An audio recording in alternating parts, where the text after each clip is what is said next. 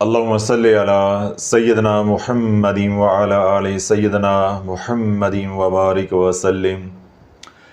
اللہ رب العزت نے سیدنا موسیٰ علیہ السلام کو حکم دیا کہ اے میرے کلیم سمندر کے کنارے پہنچو، 3 کشتیاں کنارے پہ لگنے والی ہیں، ان مسافروں کو متنبع کر دو کہ اللہ کا امر آنے والا ہے۔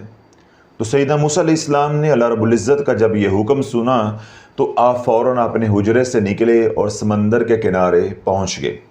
سیدنا موسیٰ علیہ السلام فرماتے ہیں کہ جب میں سمندر کے کنارے پہنچا تو سمندر پرسکون تھا، یعنی اس کے اندر موجیں نہیں اٹھ رہی تھی۔ تو سیدنا موسیٰ علیہ السلام سمندر کے کنارے انتظار کرتے رہے، منتظر رہے ان کشتیوں کا جن کے بارے میں اللہ رب العزت نے حکم فرمایا تھا اور ان کو متنبع کرنے کا کہا تھا کہ میرا امر آنے والا ہے، ان کو جا کر متنبع کر دو، اگر وہ بچ سکتے ہیں تو بچنے کی کوشش کر لیں۔ اب سیدنا موسیٰ علیہ السلام سمندر کے کنارے ٹہل رہے ہیں، اللہ کا ذکر کر رہے ہیں اور ان کشتیوں کا انتظار کر رہے ہیں جنہوں نے کنارے لگنا ہے۔ اسی اثناء میں ایک کشتی نمودار ہوئی تو سیدنا موسیٰ علیہ السلام نے دور سے آواز دی، اے کشتی والو سنبھل کر آنا، اے کشتی والو سنبھل کر آؤ، اپنے گناہوں کی توبہ کرتے ہوئے آؤ، اللہ کا امر آنے والا ہے، اللہ کا امر آنے والا ہے۔ جب سیدنا موسیٰ علیہ السلام نے ان کشتی والوں کو متنبع کیا تو وہ کشتی والے کہنے لگے، اے موسیٰ اللہ کے امر کو کون ٹال سکتا ہے؟ جو رات قبر میں ہے وہ باہر کیسے ہو سکتی ہے؟ جو ہونا ہے وہ ہو کر ہی رہنا ہے۔ اب یہ جواب ان کشتی والوں نے یعنی مسافروں نے سیدنا موسیٰ علیہ السلام کو دیا۔ اب کشتی جو ہے وہ دھیرے دھیرے کنارے کی طرف بڑھ رہی ہے۔ جس طرح میں نے عرض کیا کہ سمندر کے اندر کوئی موج نہیں ہے، سمندر جو ہے بالکل پرسکون ہے، لیکن جو ہی وہ کشتی کنارے کے قریب پہنچی یک لخت ایک موج اٹھی اور کشتی جو ہے وہ ڈاواں ڈول ہوئی۔ جب کشتی جو ہے وہ ڈاواں ڈول ہوئی تو تمام مسافر ہے ان کو آپا دھاپی پڑ گئی، اپنے آپ کو بچانے کی کوشش کرنے لگے۔ جب وہ اپنے آپ کو بچانے کی کوشش میں تھے تو کشتی اپنا توازن کھو بیٹھی، یوں وہ کشتی جو ہے وہ سمندر برد ہو گئی، پانی میں ڈوب گئی، جو مسافر تھے وہ غرق ہو گئے۔ اب سیدنا موسیٰ علیہ السلام ان کی تباہی کو دیکھ رہے ہیں اور اللہ کی جو مصلحتیں ہیں ان پہ بھی غور کر رہے ہیں کہ یہ اچھے بھلے کنارے کے قریب پہنچ رہے تھے تو بالکل سمندر کے ساحل کے قریب آ کر ان کو موت نے آ لیا ہے، اس کے اندر کیا حکمت ہے؟ تھوڑی دیر کے بعد دوسری کشتی نمودار ہوئی تو سیدنا موسیٰ علیہ السلام کی جب نگاہ پڑی تو آپ نے دور سے آواز دی، اے کشتی والو سنبھل کر آنا، گناہوں کی توبہ کرتے ہوئے آؤ، اللہ کا امر آنے والا ہے۔ تو انہوں نے بھی بالکل وہی جواب دیا جو پہلی کشتی والوں نے جواب دیا تھا کہ اللہ کے امر کو کون ٹال سکتا ہے، تقدیر کا لکھا کون بدل سکتا ہے، اگر ہماری موت آئی ہے تو وہ آ کر ہی رہنی ہے، وہ گھڑی آگے پیچھے نہیں ہو سکتی۔ اب وہ مسافر ساحل کی طرف یعنی وہ کشتی ساحل کی طرف بڑھ رہی ہے، جب وہ کشتی بھی ساحل کے قریب آئی تو موج اٹھی اور وہ لقمۂ اجل بن گئے، کشتی غرق ہو گئی، مسافر جو ہے وہ مر گئے۔ اب یہ 2 کشتیاں سیدنا موسیٰ علیہ السلام کے سامنے تباہ ہوئی ہیں تو آپ پریشان ہیں اور اللہ کی حکمتوں اور مصلحتوں میں غور کر رہے ہیں کہ جب میں انہیں متنبع بھی کر رہا ہوں تو یہ متنبع کرنے کے باوجود احتیاط نہیں کر رہے اور اللہ کا امر آ رہا ہے اور یہ سمندر برد ہو رہے ہیں، غرق ہو رہے ہیں، لیکن ساحل کے قریب آ کے اپنی منزل کے قریب آ کر یہ موت کے منہ میں جا رہے ہیں، اس کے اندر کیا مصلحت ہے؟ اب یہ باتیں سیدنا موسیٰ علیہ السلام جو ہے وہ سوچ رہے ہیں یا ان کے اوپر غور و فکر کر رہے ہیں۔ اسی اثناء میں جب تیسری کشتی نمودار ہوئی تو سیدنا موسیٰ علیہ السلام نے دور سے ان کو متنبع کیا کہ احتیاط کے ساتھ گناہوں پہ توبہ کرتے ہوا ہو، اللہ کا امر آنے والا ہے۔ جب انہوں نے یعنی تیسری کشتی والوں نے سیدنا موسیٰ علیہ السلام کی اس تنبیہ کو سنا تو وہ عرض کرنے لگے، اے موسیٰ تو بھی حق ہے، تیرا رب بھی حق ہے اور اللہ کا امر جو آنے کو ہے وہ بھی حق ہے، لیکن اللہ کی رحمت بھی تو ہے، تو ہم اللہ کی رحمت کے بھروسے پہ آ رہے ہیں اور ہمیں امید ہے کہ اللہ رب العزت اپنی رحمت کے وسیلے سے ہمیں پار لگائے گا عافیت اور خیر کے ساتھ۔ اب وہ کشتی جو ہے وہ دھیرے دھیرے ساحل کی طرف بڑھ رہی ہے اور بالآخر وہ ساحل پہ وہ کشتی جو ہے ساحل پہ پہنچ گئی، اپنی منزل پہ خیر و عافیت کے ساتھ پہنچ گئی۔ اب سیدنا موسیٰ علیہ السلام بڑے حیران ہوئے کہ یا اللہ تو نے مجھے حکم دیا تھا کہ فوراً سمندر پہ پہنچو، سمندر کے ساحل پہ پہنچو، سمندر میں 3 کشتیاں ڈوبنے والی ہیں، غرق ہونے والی ہیں، ان کو جا کر متنبع کر دو، اگر وہ اپنے آپ کو بچا سکتے ہیں تو وہ بچا لیں، یعنی نقصان سے بچ سکتے ہیں تو وہ بچ جائیں۔ تو یا اللہ مجھے یہ بتایا گیا تھا کہ 3 کشتیاں غرق ہوں گی، 2 کشتیاں تو غرق ہو گئی ہیں، تیسری کا بچنا سمجھ میں نہیں آیا۔ تو اللہ رب العزت نے اپنے کلیم کو سیدنا موسیٰ علیہ السلام کو آواز دی کہ اے موسیٰ، آپ نے دیکھا نہیں کہ وہ کیا کہہ رہے تھے، آپ نے سنا نہیں ہے کہ وہ کیا کہہ رہے تھے، وہ یہ کہہ رہے تھے کہ تو بھی حق ہے، تیرا رب بھی حق ہے، تیرے اللہ کا امر بھی حق ہے، تیرے اللہ کا حکم بھی حق اور سچ ہے، لیکن ہم رب کی رحمت کے بھروسے پر سفر کر رہے ہیں، اس کی رحمت کے بھروسے پہ چلے آ رہے ہیں، اور ہمیں امید ہے کہ اللہ کی رحمت ہمیں عافیت اور خیر کے ساتھ پار لگائے گی۔ تو اے میرے موسیٰ، جو باب رحمت پہ آ کے دستک دیتا ہے، میرے رحمت کے دروازے پہ آ کے دستک دیتا ہے، جو میری رحمت کا دامن جو ہے وہ تھام لیتا ہے، پھر میں اس کو مایوس نہیں کرتا۔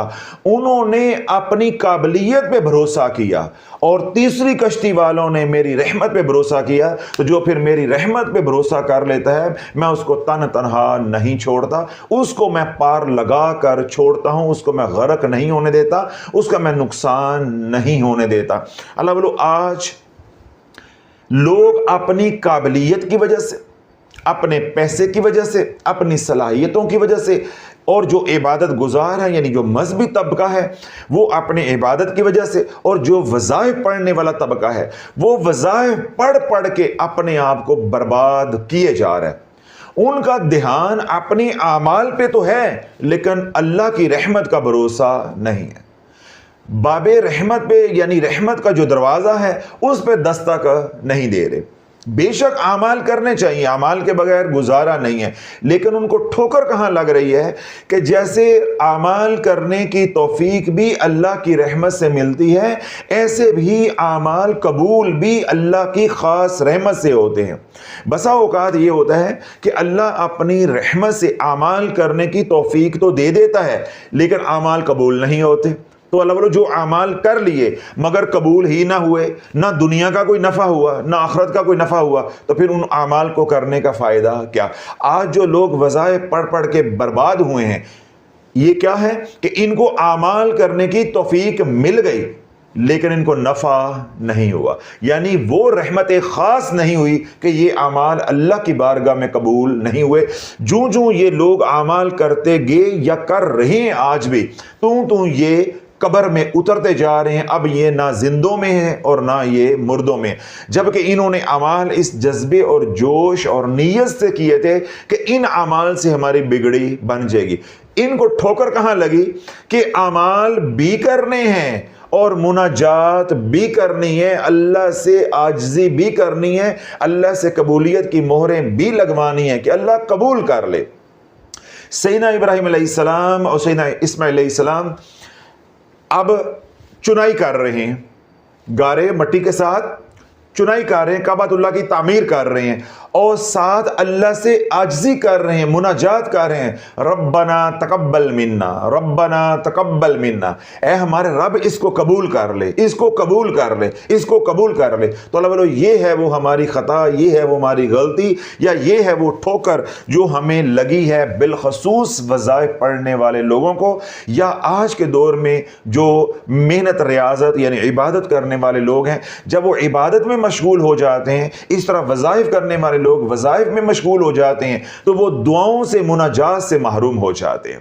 میں نے ڈنگے کی چوٹ پہ 1.5 سال سے یہ بات کہی اور کہہ رہا ہوں کہ جو لوگ وظائف کرنے والے ہیں ان کے ہاں نہ آپ کو دعائیں ملیں گی، نہ مناجات ملیں گی، نہ درود پاک ملے گا اور نہ استغفار ملے گا، اور اگر یہ تینوں اعمال ملیں گے بھی تو نہ ہونے کے برابر بہت مختصر وقت کے لیے یعنی قلیل ملیں گے۔ باقی ان کا سارا وقت اوراد و وظائف پہ لگتا ہے کہ ہم وظیفے پڑھ کے تقدیر کو بدل کے چھوڑیں گے، حالات کو بدل کے چھوڑیں گے، اپنے کام اللہ سے کروا کے چھوڑیں گے۔ پھر جب وہ اس ضد پہ آ جاتے ہیں تو اللہ رب العزت پھر ان کو ان کی ضد کے اندر ہی تھکا دیتا ہے، ان کو ان کے ارادوں کے اندر ہی تھکا دیتا ہے، اور ملتا کچھ نہیں ہے سوائے بربادی کے۔ جتنا وہ پڑھتے جاتے ہیں مایوس بھی ہوتے جاتے ہیں، تھکتے بھی جاتے ہیں، اور ملتا بھی کچھ نہیں، اور بالآخر وہ رجت کا شکار ہو جاتے ہیں۔ پھر خود نہیں اجڑتے بلکہ اپنی نسلوں کو بھی اجاڑ کر رکھ دیتے ہیں۔ کیوں؟ انہوں نے بھروسہ کیا اپنے اعمال کے اوپر، وہ یہ بھول گئے کہ اعمال کی توفیق مل جانا ایک الگ انعام ہے، پھر ان اعمال کا قبول ہو جانا یہ خاص الخاص انعام ہے۔ اعمال کی توفیق مل گئی، بہت بڑی بات ہے، اللہ کا کرم ہے۔ جس طرح میں نے کہا کہ اعمال تو کر لیے، جب اعمال قبول ہی نہ ہوئے تو پھر کرنے کا کیا فائدہ ہوا؟ تو اس لیے اللہ بولے جب اعمال کرو، چاہے کوئی بھی عبادت کرو یا کوئی بھی عمل کرو، تو اللہ کا شکر ادا کرو کہ اللہ نے مجھے عمل کرنے کی توفیق عطا فرمائی ہے۔ پھر ساتھ ساتھ عاجزی بھی پیش کرو، مناجات بھی کرو کہ اے اللہ میری اس ہمت کو، کوشش کو، میرے اس عمل کو، میرے اس وظیفے کو، یا جو بھی آپ کر رہے ہیں، یا اللہ اپنی بارگاہ رحمت میں شرف قبولیت عطا فرما، اس کو قبول فرما لے۔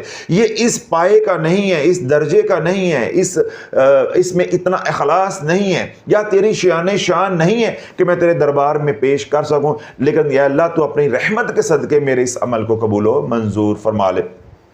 تو اللہ جب اعمال کرنے والا شخص یعنی عامل جو ہے وہ اعمال بھی کر رہا ہوگا اور اس کی نگاہ یا اس کا بھروسہ اللہ کی رحمت پہ بھی ہوگا، تو انشاءاللہ عمل کے دوران بھی آسانی ہوگی اور عمل بھی قبول ہوگا، یعنی جس مقصد کے لیے انسان عمل کرے گا وہ مقصد بھی اس کو حاصل ہو جائے گا۔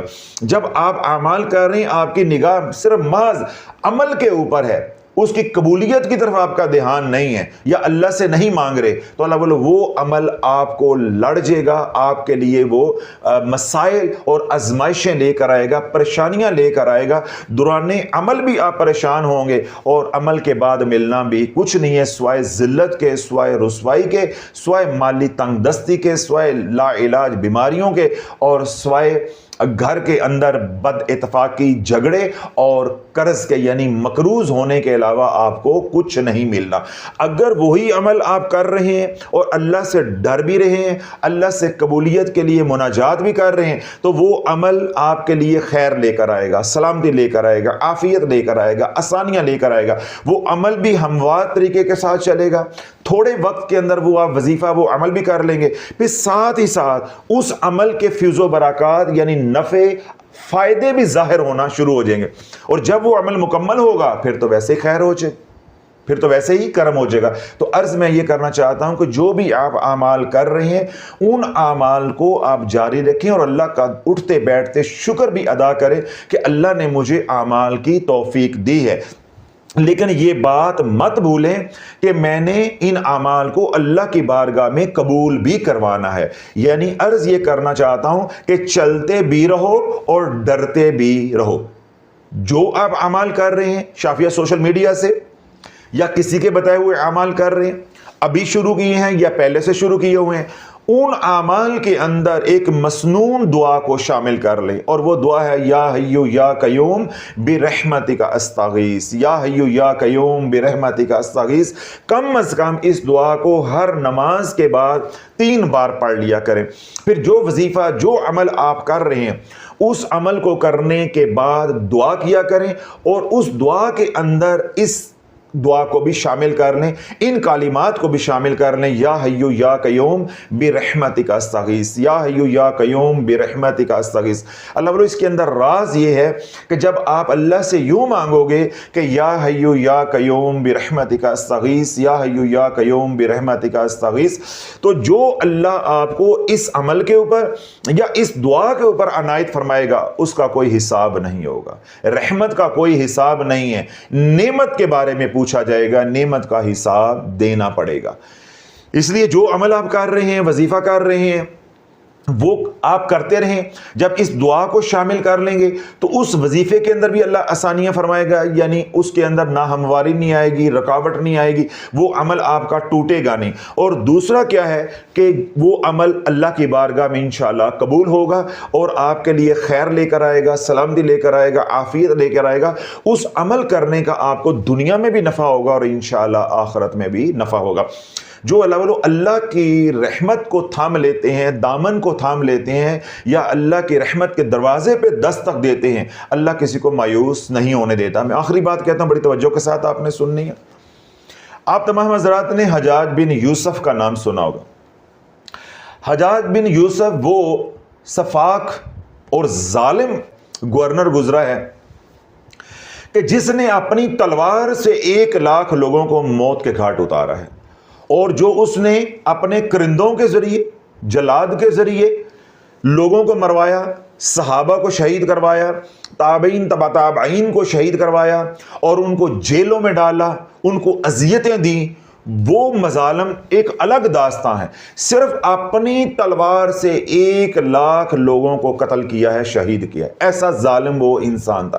لیکن جب وہ مرنے لگا تو وہ رب کی بارگاہ میں عرض کرنے لگا کہ یا اللہ، تیری ساری مخلوق کہتی ہے، تیرے بندے بندیاں کہتے ہیں کہ حجاج بن یوسف کی بخشش نہیں ہونی، لیکن میں تیرے دامن رحمت کو پکڑتا ہوں، دروازے رحمت پہ دستک دیتا ہوں کہ اے اللہ، میں تیری رحمت سے مایوس نہیں ہوں، مجھے امید ہے کہ تو اپنی رحمت سے مجھے معاف فرما دے گا، یعنی مجھے بخش دے گا۔ اب یہ دعا حجاج بن یوسف نے مرتے وقت کی۔ جب یہ دعا کا علم یا حجاج بن یوسف کی موت کا علم حضرت عمر بن عبدالعزیز کو ہوا تو آپ کو رشک آیا کہ کاش اللہ یہ موت مجھے بھی عطا کرے، کہ اس نے ساری زندگی اتنے مظالم ڈھائے ہیں، لیکن مرتے ہوئے اسے کیسی خوبصورت دعا کرنے کی توفیق مل گئی ہے، کاش اللہ مرتے ہوئے مجھے بھی ایسے مناجات کرنے کی توفیق عطا فرمائے، میں بھی رب کے رحمت کے دروازے پہ دستک دیتا ہوا اس دنیا سے جاؤں۔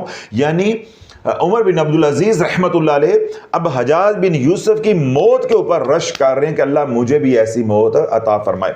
پھر جب یہ بات چلتے چلتے شیخ حسن بصری رحمت اللہ علیہ کے پاس پہنچی تو آپ نے لوگوں سے پوچھا، کیا تم گواہی دیتے ہو کہ مرتے وقت وہ یہ دعا کر رہا تھا؟ تو جو چشمدید گواہ تھے انہوں نے کہا، جی ہم نے خود اپنے کانوں سے سنا ہے کہ جب اس کی روح پرواز کرنے والی تھی تو وہ رب کی بارگاہ میں یوں مناجات کر رہا تھا کہ یا اللہ، تیری مخلوق کہتی ہے میں نے بخشے نہیں جانا، تیرے بندے بندیاں کہتی ہیں میں نے بخشے نہیں جانا، لیکن میں تیری رحمت سے مایوس نہیں ہوں، میں تیری رحمت سے جو ہے امید رکھتا ہوں کہ تو میری بخشش فرما دے گا، درگزر والا معاملہ فرمائے گا۔ جب لوگوں نے گواہی دی تو شیخ حسن بصری رحمۃ اللہ فرماتے ہیں، اگر وہ خبیث یہ دعا کرتے ہوئے مر گیا ہے تو اللہ کی رحمت سے امید ہے کہ اللہ اس کے لیے بھی آسانی والا کوئی معاملہ فرمائے گا۔ تو لوگ، جس بندے نے اتنے ظلم ڈھائے ہیں، اگر آخری وقت میں بھی اس نے رحمت کے دروازے پہ دستک دے دی ہے تو شیخ حسن بصری رحمت اللہ فرماتے ہیں، کیوں اللہ کا وعدہ ہے جو اس کے رحمت کے دروازے پہ آ کے دستک دے گا، باب رحمت کو کھٹکھٹائے گا، اللہ کا کیا وعدہ ہے؟ اس کو خالی نہیں موڑوں گا، اس کو خالی نہیں موڑوں گا۔ وہ تو ہمیں حکم دے رہے، وَأَمَّا السَّائِلَ فَلَا تَنْهَرْ، جو تمہارے دروازے پہ سائل بن کر آ جائے جھڑکی مت دو، خالی مت پھیرو، تو خود وہ خالی پھیر دے گا۔ تو اس لیے جو اللہ والا دنیا میں اللہ کے رحمت کے دروازے پہ دستک دیتا ہے اس کی جھولی خالی نہیں رہتی۔ عرض یہ کرنا چاہتا ہوں کہ اعمال کا تکبر اپنے اندر بڑھنے نہیں دو کہ ہم اعمال کر رہے ہیں، ہم عبادت کر رہے ہیں، ہم ریاضت کر رہے ہیں، ہم چلے لگا رہے ہیں، ہم قرآن پڑھ رہے ہیں، ہم دعوت و تبلیغ کا کام کر رہے ہیں، یا میں کوئی فلاں نیک عمل کر رہا ہوں، حج عمرے کر رہا ہوں، اگر اللہ راضی نہ ہوا، اللہ ہی کو پسند نہ آئے، اللہ نے منہ پہ دے مارے، تو یہ سب کچھ کرنے کا کیا فائدہ؟ مختصر اور آسان سی مثال اور بات یہ ہے کہ ایک دلہن بنتی ہے، سمرتی ہے اپنے حساب سے، اور بہت خوبصورت جو ہے وہ سمرتی ہے، اور سمرنے کے بعد بہت خوبصورت دکھتی ہے، دکھائی دیتی ہے، لیکن پہلی ہی رات، سہاگ رات کو ہی اس کا شوہر جب اس کو دیکھتا ہے اس کو ہی پسند نہیں آتی، تو اللہ والو اس کا سمرنا سارے زمانے کو پسند آ گیا، لیکن اپنے شوہر کو پسند نہ آیا تو اس کے سمرنے کا کیا فائدہ؟ اسی طرح سارا زمانہ ہمیں کہتا رہا کہ ہماری اماں بڑی عبادت گزار ہے، ہمارے ابو بڑے حاجی ہیں، میں بڑا تبلیغی ہوں، فلاں بڑا اچھا ہے، بڑے اعمال کرتا ہے، بڑا مذہبی ہے، لوگ ہماری تعریفیں کرتے رہے، لیکن ہمارے اعمال اللہ ہی کو پسند نہ آئے تو دوسروں کی تعریف ہمیں کیا نفع دے گی؟ تو آج جو لوگ وظائف کرتے ہیں وہ معاشرے کے اندر بڑے معتبر کہلاتے ہیں. تو شافعی نے جب راز سارے کھول دیے ہیں کہ تم معتبر نہیں ہو بلکہ تم ظالم ہو کہ تم نے دنیا کی ہوس میں پاگل ہو کے شرائط کے بغیر وظائف کیے کہ ہمیں دنیا کا یہ بھی ملے جی، ہمیں دنیا کا یہ بھی ملے. تمہیں ملا تو کچھ نہ، جو کچھ تھا وہ بھی چھن گیا، اور تم نے اپنی اولادوں کو، اپنی نسلوں کو بھی موت کے گھاٹ اتار دیا، ان کو بھی ذلت کی وادیوں میں کھو دیا ہے، اور ایسی وادیوں میں ان کو اتار دیا ہے کہ اب ان کو کوئی نکالنے والا کوئی نہیں ہے. چاہے تم نے یہ عمل لا علمی میں کیا ہے یا جانتے ہوئے کیا ہے، شعوری کیا ہے یا لا شعوری کیا ہے، اب امت کے اوپر حجت پوری ہو چکی ہے. اب راز راز نہیں رہا، یہ راز فاش ہو گیا ہے کہ جب دنیا کی ہوس میں خواہشات کو پورا کرنے کے لیے نفس کے ہاتھوں مجبور ہو کے، مغلوب ہو کے جب ہم شرائط کے بغیر وظائف کریں گے تو ہم وظائف کرنے والے، عبادت کرنے والے تو کہلوائیں گے، لیکن اللہ کی بارگاہ میں مقبولین میں شامل نہیں ہو سکتے یا مقبول نہیں کہلوا سکتے. کیوں؟ ہماری نگاہ وظائف پہ چلی گئی، ہماری نگاہ اعمال پہ چلی گئی. میں دعوت و تبلیغ کا کام کر رہا ہوں، میری نگاہ اس کام پہ چلی گئی کہ میں تو اتنا دعوت کا کام کر رہا ہوں. میں حج عمرے کر رہا ہوں تو میری نگاہ حج عمرے پہ چلی گئی. میں نمازیں پڑھ رہا ہوں تو میری نگاہ نمازوں پہ چلی گئی. میں صدقہ خیرات کر رہا ہوں تو میری نگاہ صدقہ خیرات پہ چلی گئی. اسی طرح اوراد و وظائف کرنے والے ہیں تو ان کی نگاہ اوراد و وظائف پہ چلے گی. پھر اللہ والوں انہوں نے 100 150 وظائف کیے لیکن ملی کائی شے نہیں. تو یہی نقطہ آج میں نے آپ حضرات کو سمجھانے کی کوشش کی ہے کہ جو بھی عمل کر رہے ہیں، حج عمرہ کر رہے ہیں، نمازوں کا اہتمام کر رہے ہیں، قرآن کی تلاوت کر رہے ہیں، تسبیحات کر رہے ہیں، یا دیگر نیک اعمال آپ کر رہے ہیں وظائف سمیت، تو نگاہ اعمال پہ نہیں رکھنی، نگاہ اللہ رب العزت پہ رکھنی ہے، اور اللہ رب العزت کی رحمت سے امید رکھنی کہ اللہ قبول کر لے. تو عمل کے دوران بھی، عمل سے پہلے بھی، عمل کے دوران بھی، عمل کے اختتام پہ بھی اللہ سے دعا کرتے رہنا، مناجات کرتے رہنا کہ یا اللہ یہ عمل بھی تیری توفیق سے ہوا ہے، تو یا اللہ یہ قبول بھی تیرے امر سے ہونا ہے. اگر تو قبول نہ کرے تو یہ عمل تو اس شان نہیں ہے کہ میں تیری بارگاہ میں پیش کروں اور قبول کروا لوں، کیونکہ میرے پاس تو کوئی اختیار ہی نہیں ہے، تصرف ہی نہیں ہے. میں نے تو جیسا بھی کیا ہے ناقص ہے، کامل ہے، جیسا بھی ہے کیا بھی تیری توفیق سے ہے، اور میں بارگاہ میں عرضی ڈال رہا ہوں کہ تو اپنے کرم سے، اپنی رحمت سے اس کو قبول بھی فرما لے. تو یوں اللہ والو چلو گے تو میں نے یہ بات عرض کی ہے کہ عمل کے دوران بھی آپ پریشانیوں سے بچے رہو گے، اور عمل کے بعد انشاءاللہ آپ کو دنیا کے بھی نفع ہوں گے اور آخرت کے بھی نفع ہوں گے. اگر آپ عمل کرتے ہوئے اپنی نگاہ کو عمل کے اوپر ٹکا دو گے تو پھر عمل کے دوران بھی پریشانیاں آئیں گی، اور بعد میں پریشانیوں کا وہ سلسلہ شروع ہوگا جو پھر ختم ہونے والا نہیں ہے. تو ان تمام مصیبتوں سے، پریشانیوں سے، تکلیفوں سے، بلاؤں سے، وباؤں سے بچنے کے لیے میں نے مسنون دعا آپ حضرات کے سامنے رکھی ہے کہ اپنے معمولات میں شامل کر لیں. یا حیو یا قیوم برحمتک استغیث، یا حیو یا قیوم برحمتک استغیث، یا حیو یا قیوم برحمتک استغیث. جب عمل کرنے بیٹھیں تب بھی یہ دعا کریں، اور جب عمل کر لیں تب بھی یہ دعا کریں، اور ہر نماز کے بعد بھی یہ دعا 3 بار کم از کم پڑھیں. اسی طرح زندگی میں کوئی پریشانی آ جائے، کوئی مصیبت آ جائے، کوئی تکلیف آ جائے تو رنگ برنگے اوٹ پٹانگ شرائط کے بغیر وظائف نہیں کرنے، اسی مسنون دعا کا اہتمام کرنا ہے. یا حیو یا قیوم برحمتک استغیث. یوں ہاتھ اٹھا کے مانگو، یوں ہاتھ اٹھا کے مانگو، یہاں ہاتھ رکھ کے مانگو، یا ہاتھ اٹھائے بغیر مانگو، دل ہی دل میں مانگو، یا نبی علیہ الصلوۃ والسلام کی سنت مطہرہ کے مطابق سجدے میں سر رکھ کے مانگتے جاؤ، مانگتے جاؤ، مانگتے جاؤ. اس وقت سر اٹھاؤ جب شرف قبولیت حاصل ہو جائے. بدر میں جب کڑا وقت آیا، حضور علیہ الصلوۃ والسلام کی ذات اقدس پہ، حضور علیہ الصلوۃ والسلام کی پیاری امت پہ، آپ کے غلاموں پہ، دین کے اوپر، تو اللہ کے نبی علیہ الصلوۃ والسلام نے میدان بدر کے اندر سجدے میں سر رکھ کے یہی دعا کی تھی، یا حیو یا قیوم برحمتک استغیث، یا حیو یا قیوم برحمتک استغیث. اور اللہ کے نبی علیہ الصلوۃ والسلام سجدے میں، یعنی حالت سجدہ میں زار و قطار ہچکیاں لے کر رو رہے تھے اور یہ دعا کر رہے تھے. جب اللہ کے نبی علیہ الصلوۃ والسلام نے اپنا سر مبارک جو ہے سجدے سے اٹھایا تو پیچھے سیدنا ابو بکر صدیق رضی اللہ عنہ کھڑے تھے. تو اللہ کے نبی علیہ الصلوۃ والسلام مسکرا رہے تھے. تو سیدنا ابو بکر کیا فرماتے ہیں کہ جب اللہ کے نبی علیہ الصلوۃ والسلام کو میں نے مسکراتے ہوئے دیکھا تو میں سمجھ گیا کہ کل انشاءاللہ فتح ہو کر رہے گی، فتح ہو کر رہے گی۔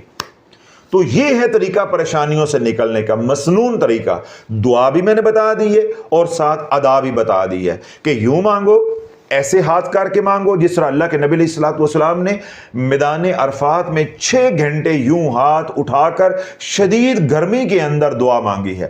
ان دعاؤں کے اندر بھی یہ دعا تھی، یا حیو یا قیوم برحمتک استغیث، اپنے لیے بھی اور اپنی امت کے لیے بھی، قیامت تک آنے والی امت کے لیے بھی۔ میدان بدر میں بھی جب کڑا وقت آیا تو اللہ کے نبی علیہ الصلوۃ والسلام نے یہی دعا مانگی۔ عرض یہ کرنا چاہتا ہوں کہ من گھڑت وظائف سے بچو، بغیر شرائط سے وظائف پڑھنے سے بچو، ان سے نفع کم، آپ کو نقصان اتنا ہوگا کہ آپ کی نسلیں بھی اس کا ازالہ نہیں کر سکیں گی۔ آپ غلطی کر کے قبر میں اتر جاؤ گے، نسلیں بھگتتی رہیں گی۔ کوئی پریشانی آ جائے، کوئی مصیبت آ جائے، یا کوئی مصیبت اس وقت بھی موجود ہے، اسی دعا کو چلتے پھرتے اٹھتے بیٹھتے ہر حال کے اندر، وضو بغیر وضو، پاکی ناپاکی، دعا کی کوئی تعداد نہیں ہے۔ کتنے بیانات کے اندر میں نقطہ سمجھانے کی کوشش کی ہے کہ دعا اور اللہ کا ذکر، نہ اس کا کوئی وقت ہے، نہ اس کی کوئی تعداد ہے، نہ ہی اس کی کوئی شرائط ہے۔ کسی سے پوچھنے کی ضرورت نہیں ہے، دن رات مانگو اور ہر حال میں مانگو۔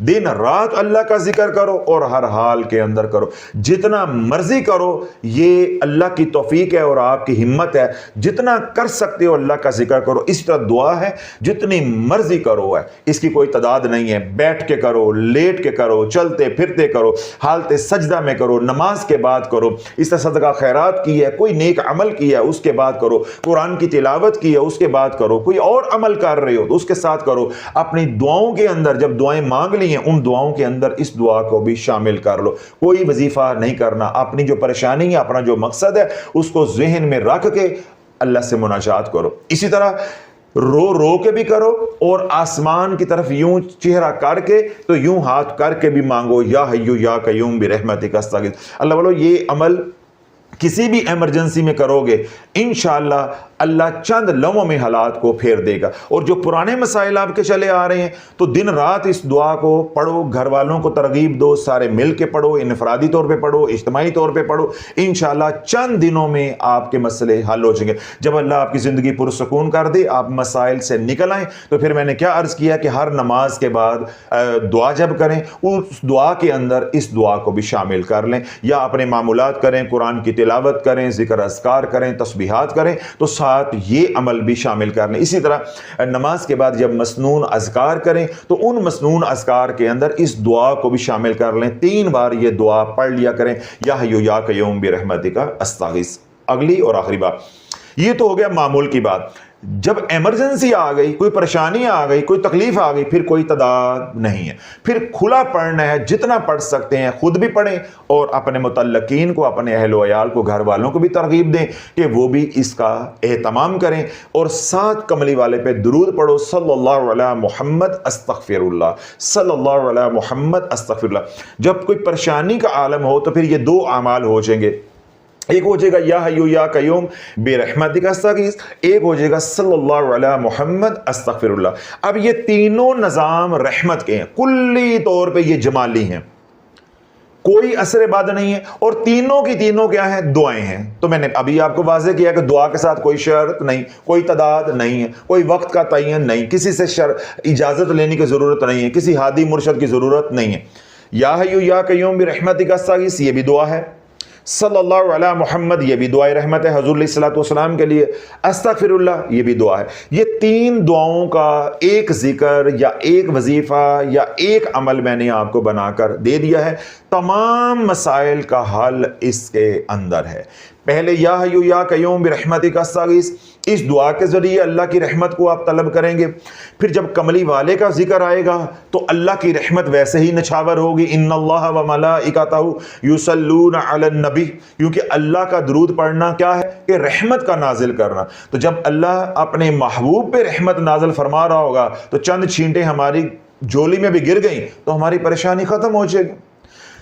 تو یا حی یا قیوم برحمتک استغیث یہ بھی رحمت کا نظام ہو گیا، صلی اللہ علی محمد یہ بھی رحمت کا نظام ہو گیا، اور استغفر اللہ یہ بھی رحمت کا نظام ہو گیا، اے اللہ میری بخشش فرما دے، اے اللہ میری مغفرت فرما دے، اے اللہ مجھے معاف فرما دے۔ اللہ کو یہ الفاظ یا یہ دعا انتہائی محبوب ہے کہ اللہ گناہگار کا منتظر ہے، اللہ جو روٹھ کے گئے ہیں ان کی واپسی کا انتظار کر رہا ہے کہ کب روٹھا ہوا میرے سے صلح کر لیتا ہے۔ تو اللہ کو تو روٹھے ہوئے سے صلح کر کے خوشی بہت ہوتی ہے۔ تو یہ تینوں نظام رحمت کا نظام ہے، اور تمام پریشانیوں سے نکالنے کے لیے یہ کافی بھی ہیں، یہ شافی بھی ہیں، اور یہ معافی بھی ہیں۔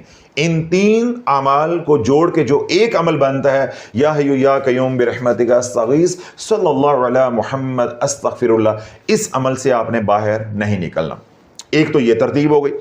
اور اگر آپ پہلے سے مسائل کے اندر پھنسے ہوئے ہیں، پریشانیوں کے اندر پھنسے ہوئے ہیں، تو اسی عمل کو روزانہ گن کر 313 بار پڑھنا شروع کر دیں۔ اگر آپ کہتے ہیں میں کھلا پڑھتا ہوں تو کوئی تعداد کا تعین نہیں رہتا، کبھی پڑھا کبھی نہ پڑھا، کبھی کم پڑھا کبھی زیادہ پڑھا، کبھی بالکل ہی نہ پڑھا اور کبھی سارا دن ہی پڑھتے رہے، تو یوں تعداد کا ایک تعین ہو جائے گا، ایک ذمہ داری ہوتی ہے کہ بھائی میں نے اپنا فرض ادا کرنا ہے۔ تو پھر آپ اس کو 313 بار صبح اور 313 بار شام پڑھنا شروع کر دیں، اور اپنے مقاصد کو ذہن میں رکھ کے تو آپ یوں پڑھیں گے، یا حی یا قیوم برحمتک استغیث صلی اللہ علی محمد استغفر اللہ، تو ایک دانہ گرے گا، یا حی یا قیوم برحمتک استغیث صلی اللہ علی محمد استغفر اللہ، پھر دوسرا دانہ گرے گا، پھر یا حی یا قیوم برحمتک استغیث صلی اللہ علی محمد استغفر اللہ۔ تو یوں یہ تینوں دعائیں کٹھی جوڑ کے آپ پڑھیں گے، اور ایک دانہ گرے گا 313 بار صبح اور 313 بار شام۔ اگر آپ یہ عمل اپنے مسائل حل ہونے کے بعد ساری زندگی کے لیے حصہ بنا لیں تو اللہ والو آپ سے خوش نصیب کون ہوگا زیادہ۔ اور اگر آپ کے میرے پاس اتنی فرصت نہیں ہوتی، اب میرا مسئلہ حل ہو گیا ہے، تو پھر یہی عمل کم از کم جو ہے 21 بار صبح اور 21 بار شام ساری زندگی کرتے رہیں، اور ہر نماز کے بعد دعا میں 3 بار اس عمل کو شامل کر لیں، تو یہ عمل بھی آپ کے ہاتھ میں رہے گا۔ کبھی زندگی میں کوئی پریشانی، مصیبت، تکلیف دوبارہ آ جاتی، کوئی آزمائش دوبارہ آ جاتی ہے، برے حالات دوبارہ اللہ نہ کرے آ جاتے ہیں، تو دوبارہ سے آپ اسی عمل کو 313 بار پڑھنا شروع کر دیں۔ تو اللہ رب العزت مجھے بھی آپ کو بھی وہ تمام مسنون اعمال کرنے کی توفیق عطا فرمائے جن میں اللہ کی رضا شامل ہے، ہمیں تمام ان اعمال سے بچائے جو بدعت ہیں، خرافات ہیں، یا من گھڑت جھوٹے اعمال ہیں جن کو مسنون اعمال کے ساتھ جوڑا جا رہا ہے، یا ان کی فضیلت اس طریقے سے بیان کی جا رہی ہے کہ ان کو مسنون اعمال کے ہم پلہ جو ہے وہ قرار دیا جا رہا ہے۔ تو اللہ رب العزت ہمیں تمام ایسی بدعات سے، خرافات سے جو وہ محفوظ رکھے، ہمیں وہ اعمال کرنے کی توفیق عطا فرمائے جس میں اس کی اور اس کے محبوب علیہ الصلوۃ والسلام کی رضا شامل ہے۔ دنیا بھر میں جو لوگ ہمیں سن رہے ہیں پریشان حال ہیں، تو اللہ ان کی پریشانیوں کو دور عطا فرمائے، جن کی حاجات ہیں، جنہوں نے دعاؤں کے لیے کہا، اللہ ان کے حق میں ہمارے التجاؤں کو قبول و منظور فرمائے، جو دکھی ہیں ان کا دکھ دور عطا فرمائے، جو سکھی ہیں ان کا سکھوں میں برکتیں عطا فرمائے، گھروں میں، ہسپتالوں میں جو بچے، بڑے، مرد، عورتیں بیمار ہیں، اللہ ان کو صحت والی، سلامتی والی، خیر والی زندگی عطا فرمائے، جو ہم نے مانگا اللہ وہ بھی عطا فرمائے۔ تو ان کی تو جان پہ بن گئی۔ اب انہوں نے اپنے بچے سے پوچھا کہ پیسے کہاں ہیں؟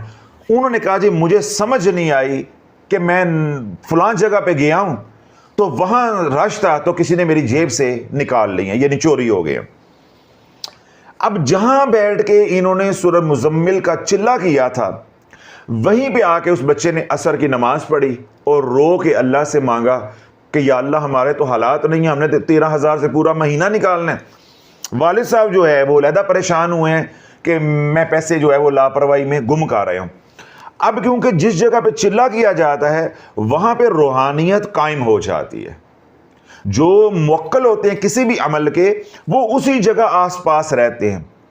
جب وہاں بیٹھ کے سورہ مزمل پڑھی جائے گی، یعنی یا جو عمل آپ نے وہاں کیا ہوا ہے، تو وہ فوراً موکلات، فوراً خدام خدمت کے لیے حاضر ہو جاتی ہے۔ اس لیے عملیات کی دنیا میں ایک جگہ بیٹھ کر عمل کرنے کی تاکید کی جاتی ہے۔ یہ تو اللہ والو بعد میں جاہل پیر اور عامل آئے جنہوں نے عملیات کو یا اوراد و وظائف کو اللہ کے ذکر کا نام دے دیا، اور انہوں نے کہا جی چلتے پھرتے پڑھتے رہو، انے واہ پڑھو، نہ کوئی تعداد ہے، نہ دن ہے، نہ رات ہے، نہ گھڑی ہے، نہ پاکی ہے، نہ ناپاکی ہے، جیسے مرضی پڑھتے رہو۔ انہوں نے پوری امت کو کنگال کر کے رکھ دیا، ان کو برباد کر کے رکھ دیا۔ کیوں؟ روحانیت اور عملیات قائم ہی نہیں ہو سکے گی. اب وہ روحانیت کیونکہ اس جگہ پہ قائم ہو گئی تھی. جب بچے نے وہاں آ کے نماز پڑھی تو وہ کیا کہنے لگے کہ میرا بیٹا کہتا ہے کہ میرا نا بابا کندھا درد کر رہا ہے. تو میں نے کہا کیا ہوا ہے؟ کہتے جی میں نماز پڑھ کے جو ہی ایسے سلام پھیرا نا تو کسی نے آ کے میرے کندھے کو یوں پکڑا ہے ایسے زور کے ساتھ اور مجھے کہا کہ تیرے پیسے تیری جیب میں ہیں, ضائع نہیں ہوئے, گم نہیں ہوئے. ان پیسوں میں کچھ حصہ کسی اور کا تھا, وہ لے گیا ہے, باقی تمہاری جیب میں ہے. اس بچے نے جب جیب میں ہاتھ ڈالا تو پیسے گنے تو وہ 11,000 تھے. یعنی پیسے چوری ہوئے. اس چور نے 2,000 روپیہ اس میں سے استعمال کر لیا. 11 خدام واپس لے آئے اور لا کر جن کا نقصان ہوا تھا ان کی جیب میں ڈال دیے. اللہ والو, یہ ہے قادریہ شافیہ نسبت. جب آپ عملیات کو, وظائف کو شرائط کے ساتھ کرو گے تو 3 دن میں وہ نفع مل گیا ہے. مجھے کوئی شخص ایسا بتاؤ جس کو سورہ مزمل کا 40 دن کا چلہ کر کے یہ مدد ملی ہو. اللہ نے اس کو 3 دن میں تقوی, کیوں؟ ذالک الکتاب لا ریب فیہ ھدی للمتقین. یہ بے شرم ہمارے اوپر الزام لگاتے تھے پہلے یا امت کو گمراہ کرتے تھے کہ رجعت نہیں ہے. اب سارے مانے ہیں کہ نہیں مانے؟ کوئی پیر ایسا بتا دو جس نے رجعت کے اوپر, کوئی یوٹیوبر ایسا بتا دو جس نے اب رجعت کے اوپر ویڈیو نہ بنائی ہو. پھر یہ مانتے نہیں تھے کہ شرائط نہیں ہوتی, شرائط نہیں ہوتی. جب شافعی نے یہ واضح کیا دلائل دے کے کہ ذکر کے ساتھ شرائط نہیں ہے اور یہ ذکر نہیں ہے, تمہیں یہی علم نہیں ہے کہ قرآن کی تلاوت اور عمل ہے, اللہ کی یاد اور عمل ہے, اوراد و وظائف اور عمل ہے. تو جب یہ شرمندہ ہوئے, ان کی آنکھیں کھلی, پھر انہوں نے شرائط بھی بیان کی ہیں جو کہ نسلی ہیں, ڈیٹ ہیں. ان کا کام لوگوں کو لوٹنا ہے. بعض وہ نہیں آئے, وہ اسی طرح وظائف بتائے جا رہے ہیں, ریوڑیاں جو ہے بانٹتے جا رہے ہیں, لیکن الحمدللہ انہوں نے اعتراف کر لیا. اب جب انہوں نے شرائط کے ساتھ سورہ مزمل پڑھی, جو پروٹوکول, جو طریقہ میں نے بتایا, اللہ نے اتنا نواز دیا. پھر اگلی بات کیا ہوئی؟ اس جمعرات کو انہوں نے آنا تھا. 4 بجے وہ اپنے نکلے ہیں ڈیوٹی پہ, جو بھی وہ کام کرتے ہوں گے. تو 4 بجے نکلے تو کیا کہنے لگے, جی میں 4 بجے اگر اوکاڑا سے نکلنا ہوں تو جب تک میں وہاں پہنچوں گا, موسم بھی بہت خراب ہے کیونکہ جمعرات کو تقریباً پورے پاکستان میں بہت زیادہ بارش ہو رہی تھی. تو اب یہ اندر ہی سوچ رہے ہیں کہ میں 4 بجے یہاں سے نکلوں, میں گاڑی لوں گا, پھر گاڑی ظاہر بات ہے جی ٹی روڈ کے ذریعے آئیں گے, موٹر وے کے ذریعے تو آنا نہیں ہے. تو جب تک میں ملتان پہنچوں گا تو مغرب ہو چکی ہوگی, مجھے ٹوکن نہیں ملے گا, میری ملاقات نہیں ہونی.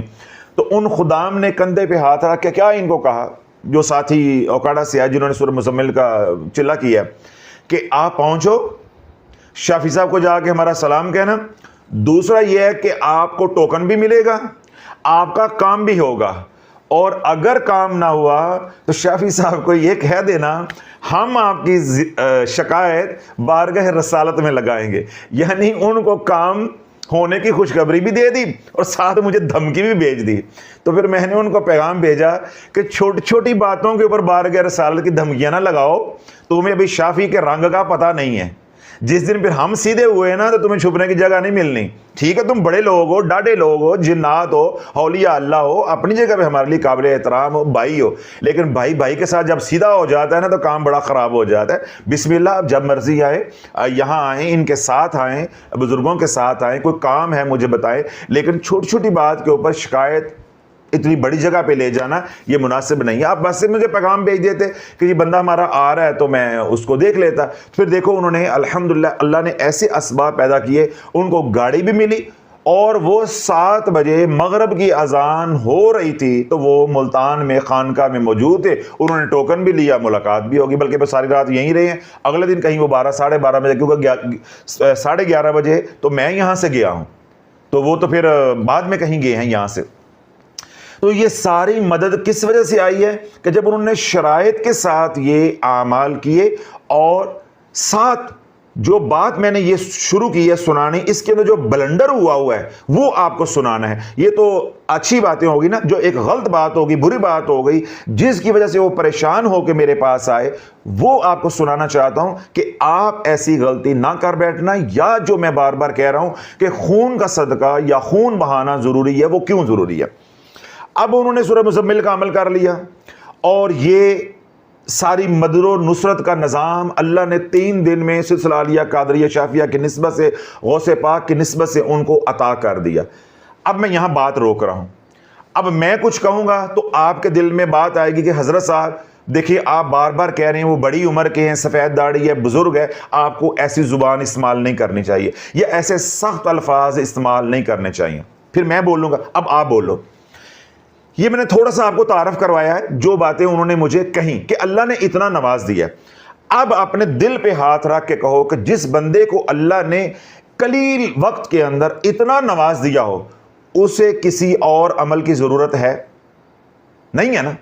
اور اگر وہ کوئی اور عمل کرے تو شافی جو کہتا ہے وہ بنتا ہے نا پھر, اور اوپر 10 بنتی ہے نا. لیکن کیونکہ وہ بزرگ ہیں اس لیے میں نے کہا کہ میں اب نہیں بولتا, آج آپ بولو. اب آپ میری جگہ پہ ہوں تو کوئی بھی شخص یہ حرکت کرے گا تو آپ کیا کہیں گے؟ سیدھا ہو جا. سیدھا نہیں ہو جا بلکہ لمحہ پہ جا. تو آپ لگاؤ گے نا 10 تو شریف سیدھی کرو گے. یہی اللہ والو حرکت انہوں نے کی. اتنا اللہ کے نوازنے کے باوجود اب مجھے غصہ کیوں نہیں آیا یا میں نے برا کیوں نہیں مانا؟ اس لیے نہیں مانا, یہ نہیں ہے کہ وہ بڑے ہیں یا عمر میں بڑے ہیں, نہیں, وہ اپنی جگہ پہ قابل احترام ہے. میں نے اس لیے برا نہیں مانا یا میں نے انہیں ڈانٹ ڈپٹ نہیں کی کہ قوم کا نہیں امت کا مزاج بنا ہوا ہے 12 صدیوں سے کہ یہ بھی پڑھ لو, یہ بھی پڑھ لو, یہ بھی پڑھ لو. تربیت نہیں ہے, شعور نہیں ہے. بھائی جب آپ کو سورہ مزمل کے موکلات مل گئے ہیں, اولیاء اللہ خادم بن کر آپ کے ساتھ ہیں, آپ نے جو کام بھی لینا ہے ان سے لیں. اب آپ کو دوسرا عمل کرنے کی کیا ضرورت ہے؟ اب میں سورہ مزمل کا عامل ہوں تو مجھے سورہ مزمل سے کام لینے, میں سورہ جن کا عامل نہیں ہوں تو میں کہوں نہیں جی میں سورہ جن پڑھ کے کام لوں. تو بھائی میں جس کا عامل ہوں میں اس کے ذریعے کام لوں. بات سمجھ آ رہی ہے؟ اب انہوں نے کیا کیا کہ مسجد کے اندر کوئی پریشانی آئی, کوئی تکلیف آئی, کس طرح اختلافات مسجدوں میں ہو جاتے ہیں, تو انہوں نے یا جبارو یا قہارو کا عمل پتہ نہیں کہاں سے دیکھ کے شروع کر دیا. اور ساتھ ایک اور اسی طرح کا عمل کچھ مجھے بتایا, مجھے بھول گیا, وہ بھی جلالی عمل تھا, یہ دشمنوں کو زیر کرنے کے لیے. اس کا نقصان کیا ہوا کہ ان کا جسم سارا خشک ہونا شروع ہو گیا. یہاں میں آپ کو لے کر آنا چاہتا تھا. یہ جو ساری بات میں نے سنائی ہے, اگر میں نہ سناتا, صرف یہ ایک فکرہ سناتا تو آپ کو عوام پیدا ہو جاتا, آپ کہتے ہیں کہ کیا کہہ رہی ہیں, ہمیں تو سمجھ ہی نہیں آئی ہے. تو آپ کو سمجھا رہا ہوں, گہرائی سمجھا رہا ہوں کہ جب عملیات کی دنیا میں تھوڑی سی بھی خطا ہوتی ہے لینے کے دینے پڑ جاتی. اب اللہ نے اتنا دیا ہوا تھا, اب واپسی کا سفر شروع ہو گیا. انہوں نے کیونکہ اس عمل کی قدر نہیں کی, ان کو اتنا شعور نہیں تھا, بیانات سارے سنے نہیں تھے. پریشانی آئی تو بجائے کہ سورہ مزمل کے جو موکلات ہیں, سورہ مزمل پڑھتے 11 بار, ان کو کہتے کہ جی میرا یہ مسئلہ حل کریں, وہ اپنے تائیں کوشش کرتے, باقی مسئلہ حل ہونا نہ ہونا وہ تو اللہ کے ہاتھ میں ہے. انہوں نے کیا بلنڈر کیا کہ یا جبارو یا قہارو کا عمل, اور ایک عمل میں نے جس طرح بتایا کہ اور ہے جلالی, وہ بھی ساتھ شروع کر دیا سزا دینے کے لیے. اس کا نقصان کیا ہوا کہ اس عمل کے ساتھ یہ عمل ٹکرایا, اب اس عمل کی رجت ان کے اوپر آنا شروع ہو گئی. تو یہ بات میں نے انہیں نہیں کہی, یہ آپ کو میں بتا رہا ہوں. اب وہ بیان سنیں گے تو انہیں پتہ چلے گا حضرت صاحب نے اس وقت تو مجھے نہیں کہا. اب یا جبارو یا قہارو اور ایک عمل جو اور تھا, ان 2 اعمال کی رجت اب ان کے اوپر آ رہی ہے, اور رجت پڑی ہے ان کی صحت کے اوپر, یعنی جسم کے اوپر. اس کا نقصان کیا ہوا ہے کہ ان کا جسم نرم ہوتا جا رہا ہے اور خشک ہوتا جا رہا ہے, وہ سوکر کانٹا ہو گئے. اب جب موت نظر آنے لگی ہے تو پھر بھاگے ہیں شافی کے پاس. تو میں نے قیامت تک کا وقت دیا ہوا ہے کہ جہاں جاؤ گے یہ کہانی کسی کو سمجھ نہیں آنی. یہ نہ کہو کہ یہ کہانی مجھے سمجھ آئی, ہمیں بھی سمجھ نہیں آئی, ہم بھی آپ کی طرح الو بنے رہے, ڈنگر بنے رہے, ہمیں بھی بیوقوف بنائے رکھا. یہ تو میرے سرکار کا کرم ہے کہ انہوں نے ہمیں اس مصیبت سے نکال دیا تو ہمیں کہانی سمجھ آ گئی, پھر ان کے فیضان سے میں آپ تک یہ پہنچا رہا ہوں. اب آتے ہی میں نے بھانپ لیے, مجھے معلوم ہو گیا کہ یہ رجت ان کے اوپر آ گئی اور صحت کے اوپر آ گئی ہے. اب صحت پہ رجت آئی, اب اس رجت کو ابھی نہ پکڑا جاتا, وہ نہ آتے تو کیا ہونا تھا, ان کا عمل سورۃ مزمل والا بھی فاسد ہو جانا تھا, اور اولاد میں بھی رجت پڑنی تھی, سارا گھر بار بھی تباہ, جو کچھ اللہ نے دیا تھا وہ بھی چلا جاتا, اور پتہ چلتا یہ بزرگ خور بھی پھٹے لگ گئے ہیں, تنیاں کسیاں گئیاں نے. تو اب اس کا علاج میں نے کیا بتایا؟ کچھ بھی نہیں, جو عمل ہے وہ چھوڑ دو اور جا کے اپنی جان کا صدقہ دو. تو عملیات کی دنیا میں عرض یہ کرنا چاہتا ہوں کہ جب تک جان کا صدقہ نہیں دو گے, انسان ہے چھوٹی موٹی خطا کہیں نہ کہیں ہو جاتی ہے. جیسا سورہ مزمل پڑھی ہے کسی وقت پڑھی کوئی لفظ میں غلطی آ گئی، اس کا اثر بعد آنا شروع ہو گیا، یا کسی کو سزا دینے کے لیے پڑھی، سزا بنتی نہیں تھی، اس کا اثر بعد آنا شروع ہو گیا، یا کوئی اور ایسی جگہ پہ پڑھی کہ موکلات کو خدام کو وہ پسند نہ آیا، وہ جگہ پسند نہ آئی، یا اور انہوں نے کوئی خدمت مانگی یا کوئی اور خدام نے تقاضا کیا ان کا وہ پورا نہ کیا تو خلل آنا شروع ہو گیا۔ تو ان تمام پیچیدگیوں سے عملیات کی دنیا میں بچنے کے لیے جان کا صدقہ عامل کو دیتے رہنا چاہیے۔ تو یہ تو ماہ سفر ہے۔ اب ساری کہانی سمجھ آ گئی کہ ماہ سفر میں آپ نے خون کا صدقہ، جس کو جان کا صدقہ ہم کہتے ہیں، وہ آپ نے کیوں دینا۔ اس لیے دنیا بھر میں وہ لوگ جو سلسلہ قادریہ شافیہ کے ساتھ، شافیہ سوشل میڈیا کے ساتھ جڑے ہوئے ہیں یا خانقاہ دارالشفا میں یہاں آتے ہیں، تو آپ حضرات نے جہاں دیگر صدقات کا اہتمام کرنا ہے، وہیں پہ آپ نے اپنی جان کا، اپنی آل اولاد کی جان کا صدقہ ضرور دینا ہے، یعنی خون ضرور بہانا ہے۔ تو یہ تو ہو گیا صدقے کے حوالے سے بات۔ اب اعمال میں آپ نے جو کرنے ہیں، اب اعمال میں سے جو عمل آپ نے کرنے ہیں وہ میں نے بتا دیے ہیں کہ آپ درود پاک کی کثرت کریں، استغفار کی کثرت کریں، اور ساتھ نوافل ہیں۔ 4 رکعت نماز نفل مستحب ہے۔ بزرگان نے بتایا ہے کہ جو ماہ سفر میں 4 رکعت نماز نفل پڑھے گا ایک خاص طریقے سے، اور اس کے بعد کی تسبیحات ذکر اذکار کرے گا، اللہ رب العزت اس کو ماہ سفر کی سختیوں سے محفوظ فرما دے گا۔ بڑا آسان طریقہ ہے، اس کو توجہ کے ساتھ سن لیں اور آج کا بیان ختم ہو جائے گا۔